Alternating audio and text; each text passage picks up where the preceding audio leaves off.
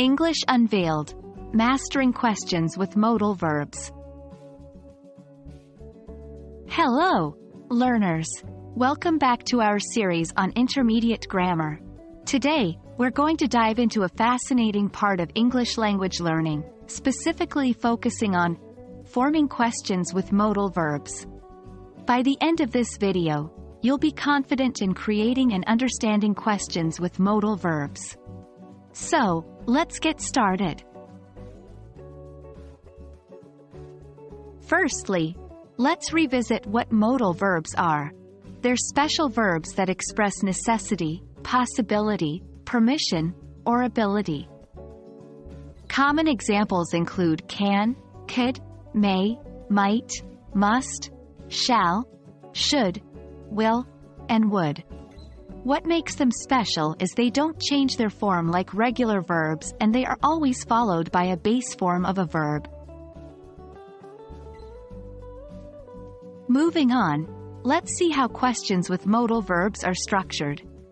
In English, to form a question with a modal verb, we typically use this pattern. Modal verb plus subject plus base verb plus.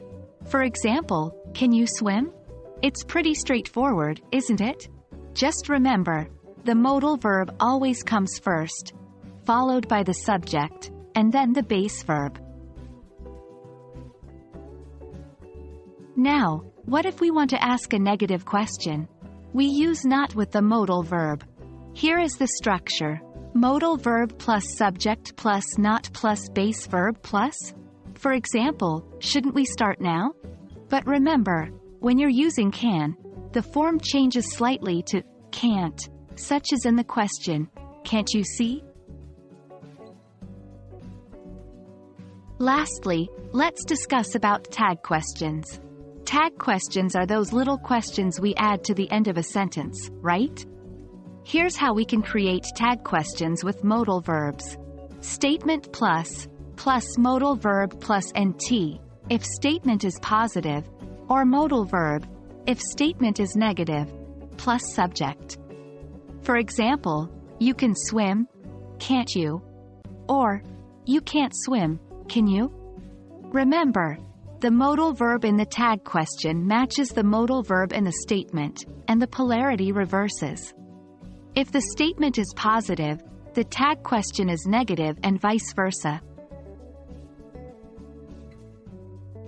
And that's it, folks. We've just gone through the basics of forming questions with modal verbs.